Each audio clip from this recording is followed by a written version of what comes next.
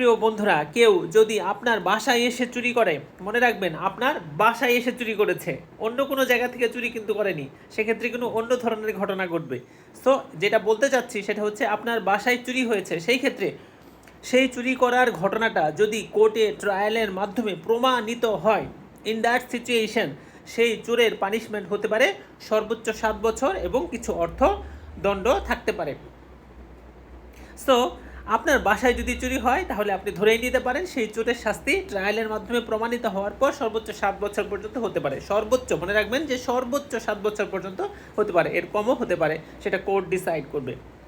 এই ধরনের আরও অত্যন্ত গুরুত্বপূর্ণ তথ্য আইনের সহায়তার জন্য, যেটা আপনার জীবনকে আরও সহজ করে তুলবে এবং আপনাকে বিভিন্ন ধরনের বিপদের হাত থেকে বাঁচাতে পারে, এই ধরনের তথ্য পাবেন এই চ্যানেলে। সেই তথ্যগুলো ভবিষ্যতে জানার জন্য অবশ্যই চ্যানেলটি সাবস্ক্রাইব করে রাখবেন। ধন্যবাদ সবাইকে।